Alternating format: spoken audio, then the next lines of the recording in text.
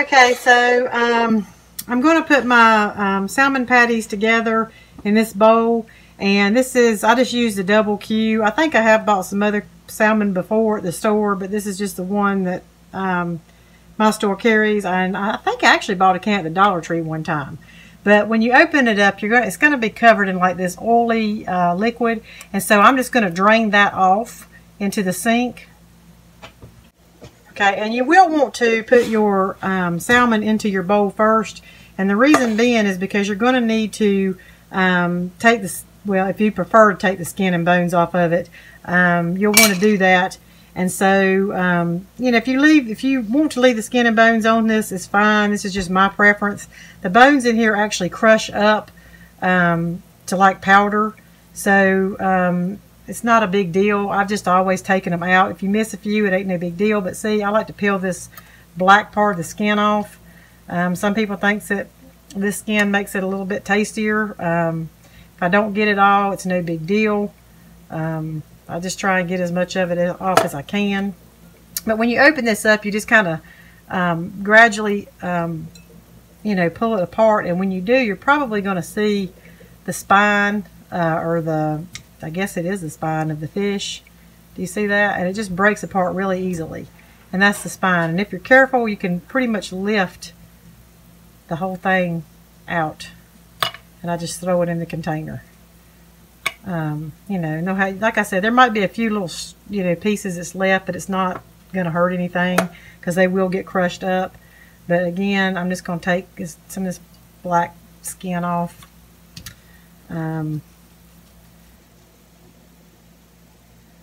Some of it I don't care about. Just want to get, you know, the part that's kind of like loose and slimy.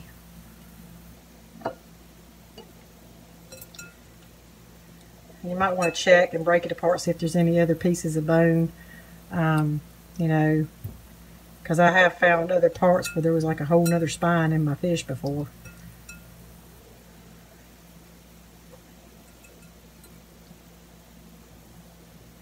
Okay, so I've got that in there. I'm going to wash my hands and throw this can away. You're just adding all of your ingredients. I always put my salt and pepper first. And I don't really measure this. I just eyeball it. This looks like I'm putting a lot of pepper in here, but technically I'm not. This pepper comes out really fine, so I'm not putting as much in it as it seems. And then, because I like using kosher salt, put a little bit of that. Again, not as much as you would normal salt because it's very potent. I'm going to put an egg slightly stirred.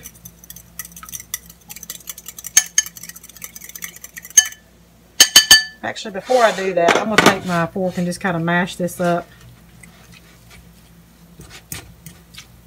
Okay.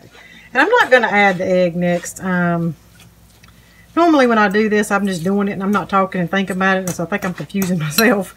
But after I mash this up, I'm going to put my crackers in here. And you can use any kind of crackers that you want, that you have on hand. It could be saltine crackers. It can be, you know, the butter crackers, whatever. I'm going to use about this many. I think the recipe on there says 7 or 8. And you just want to kind of like crush them up. I just crush them up over my bowl. You can do it in a separate bowl if you want to, and then pour them in however you want to do it. And you can also use breadcrumbs if you prefer to do that. But, you know, I like using the Ritz crackers, but you can use any crackers you want to. I don't really think it's going to matter that much. Okay, and after everything I put in here, I am going to give it, you know, just a quick stir. I am going to set aside a little bit of this mixture in a separate bowl for my daughter because she does not like onions. Normally I would add my onions here, but I'm going to add the onions last so that I could pull a little bit out in a separate bowl for her. So right now I'm just going to add, got on here a stick, I've actually melted a whole stick of butter, but I'm probably only going to put maybe, I don't know, half of that, 3/4 of it. If you want to pour it all in there, I don't think it's going to be a problem. You're going to fry this sucker up anyway, and you know, it's fried food, so whatever you feel comfortable with, that's what you can do.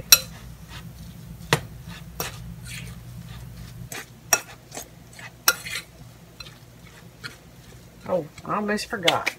I do add some Old Bay seasoning. I do add a little bit of this Old Bay seasoning to it. Like I said, I just eyeball it. But what I'm going to do is I'm going to put the recipe, you know, up on the screen as you're watching this. You'll see these things pop up, and I'll try and give a measurement of what I think it's equivalent to. But if you're like me, when you're cooking, you just kind of eyeball stuff. Hit or miss. Most of the time my food turns out pretty good. Okay. So now that I got that mixed in, and you probably want to put your melted butter first. If your butter's hot, you don't want to put hot butter in, then put your egg in there, because then your egg will start cooking. So I'm going to just pour my egg over top of this. Mix that around. Gosh, this is looking really good.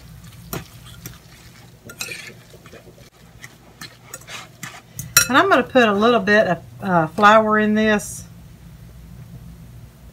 Probably about a tablespoon's worth.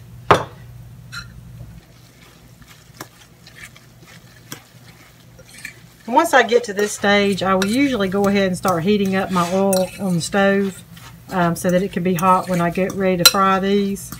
But since I'm using my stove to show this to you, it's sitting on the burner that I'm going to be cooking it on. Okay, so right now I'm just going to take some out for Madeline so that she can have some without onions.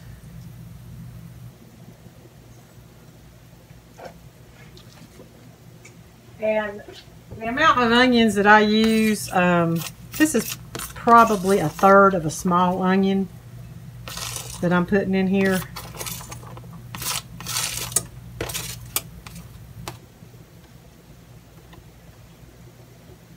Let's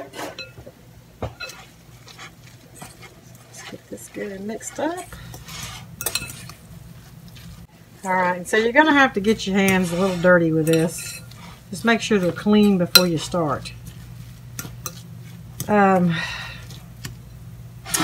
now what I'm going to do, so the next thing that I'm going to make here, and this is actually going to be in the oven while I'm cooking my salmon patties, because I'm having to fry those and I'm going to have to stand over them. So I want this to go ahead and get these in the oven so that, you know, I could save some time.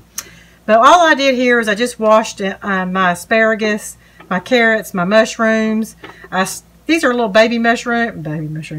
These are little baby carrots that you purchased in the pack already, you know, pre-washed and everything.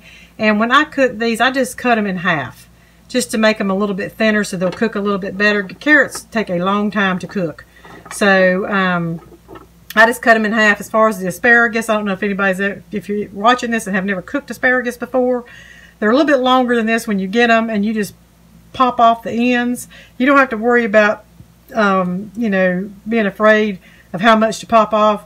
When you bend it, it's going to break where it needs to break, and you just throw the end pieces away, rinse off your asparagus, and dry them off.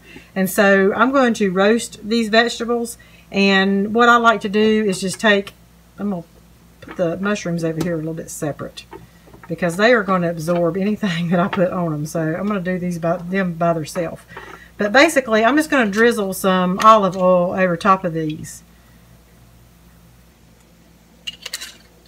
And then I'm going to just, you know, roll them around into the olive oil, get them nice and coated all over.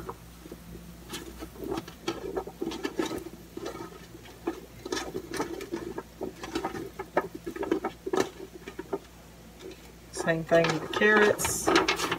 Just make sure they're coated really good.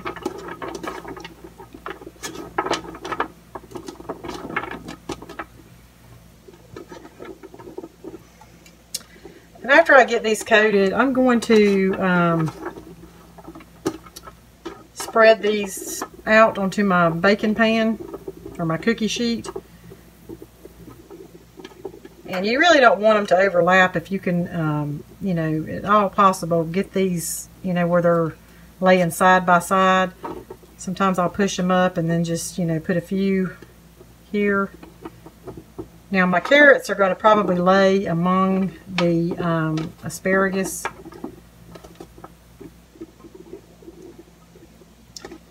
So it's okay if, you know,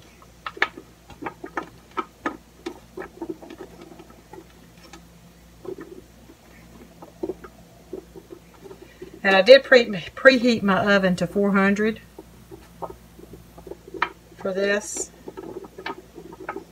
So now the asparagus is going to lay flat. I got a little bit more room for it.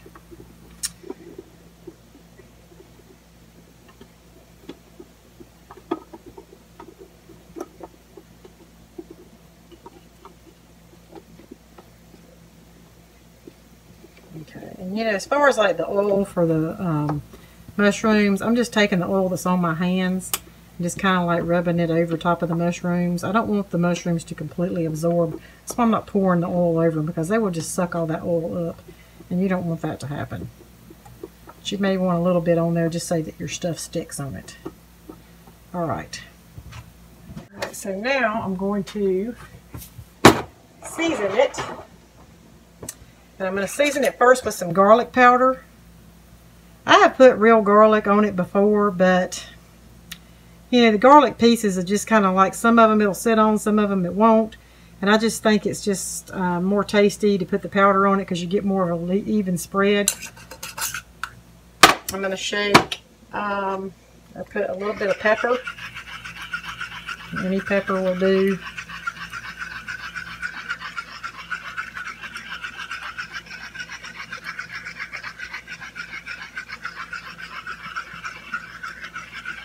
I wish I had a different pepper meal, because this one makes it really fine, and I feel like I work myself to death trying to get pepper on my food. That's why a lot of times I just go ahead and shake it out of the can. And then the last thing I'm going to do is put my kosher salt on here. And you have to be careful because you don't want this to be salty.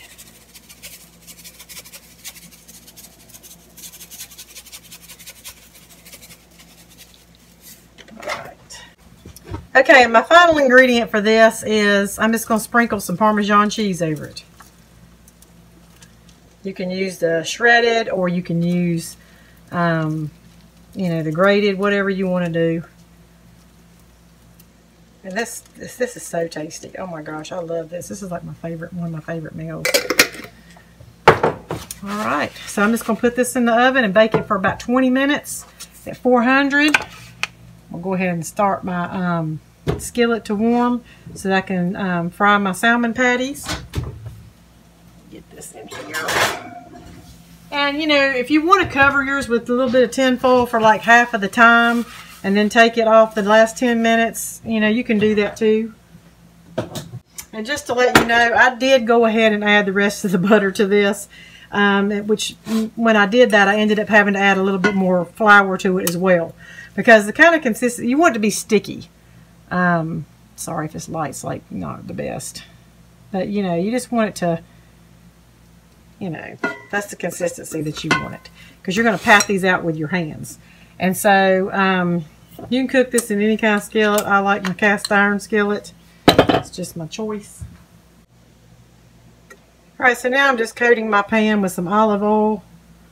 You want to get enough on there that your patties are not going to stick into your pan where you're frying them.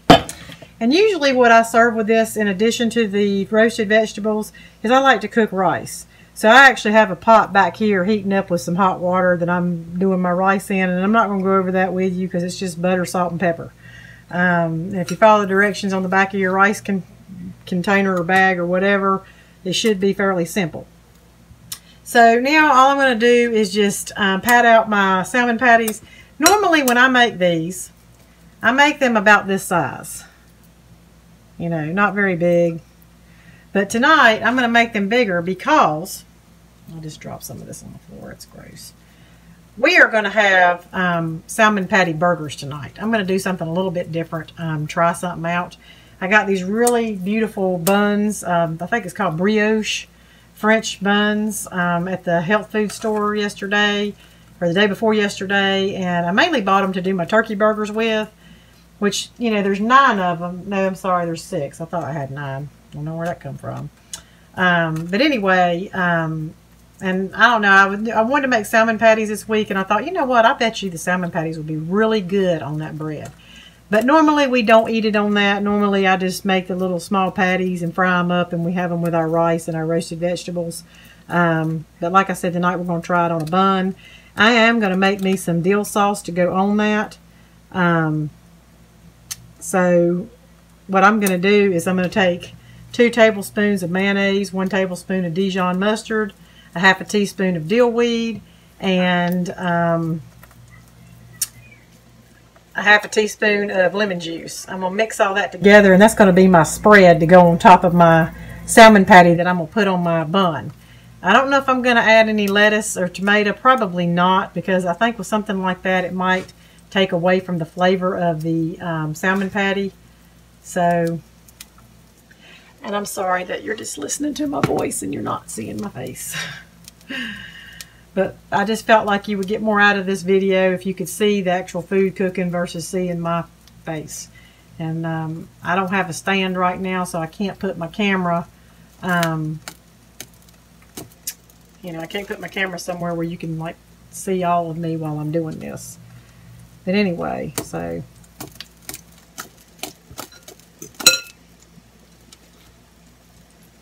and I did not even set my timer on the stove.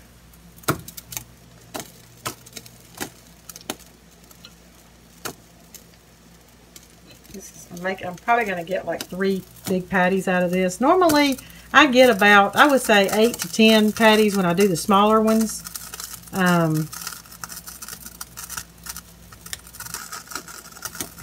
But tonight, I'm only getting 3 of these, which, you know, I still got Madeline's over there that I've got to fry up. And so I'm probably going to let that cook for about, I don't know, maybe 5 minutes on each side before I flip it. Just depends.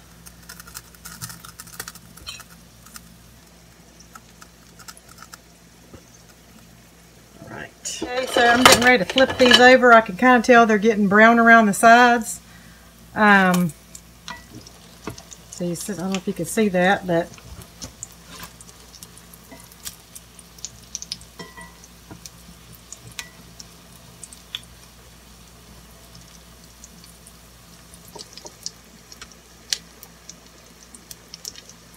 and I'm probably going to flip it one more time, 1 or 2 more times before I'm done. But, yeah, that's how they look. So I'm going to let that cook up, and while that's cooking up, I'm going to go ahead and mix up my mayonnaise and my dill spread that I'm going to put on here. I like JFG mayonnaise. I tried other mayonnaise, and you just can't mess with mayonnaise. I don't know what it is, but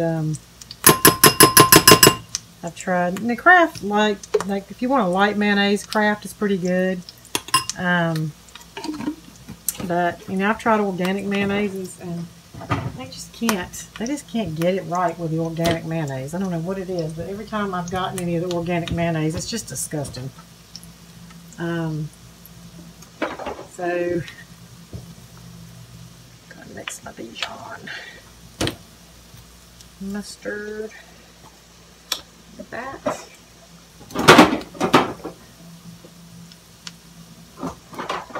I do prefer real lemon juice, but unfortunately I don't have real lemons.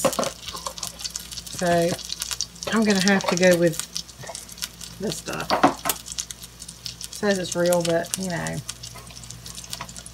still would prefer to have my other kind.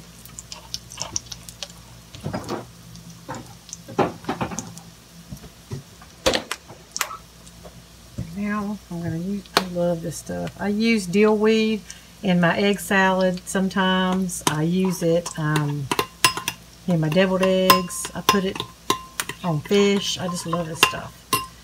So I'm going to be generous with it.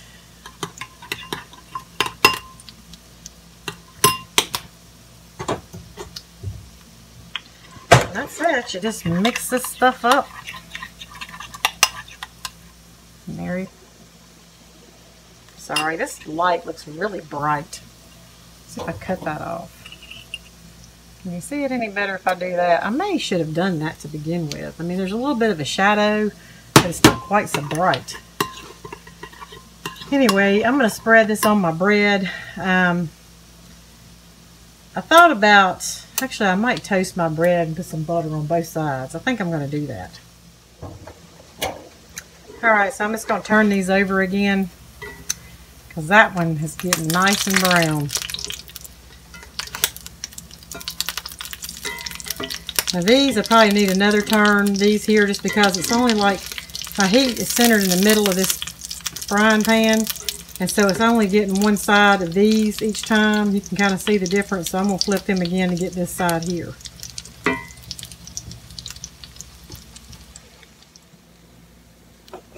Okay, so I just took my roasted vegetables out of the oven, and you know, my rice is done cooking. I don't think that I'm going to eat any rice with this because I am eating it like a burger, but Madeline probably will want it with hers. And I'm getting ready to put the sandwiches together. Alright, so now I've got my salmon patties are done, and I'm going to just put these sandwiches together. My husband probably isn't going to want any of this spread on his, and I know Madeline doesn't want a sandwich. So I'm just going to put mine together for now. And I'm just going to take, let me find a bottom piece here. And I'm going to put my spread on the bottom.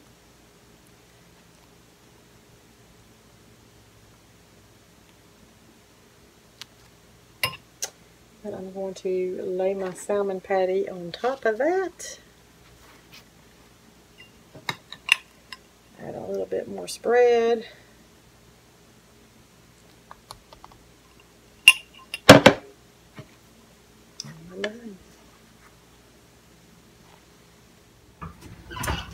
Okay, so this is the final outcome.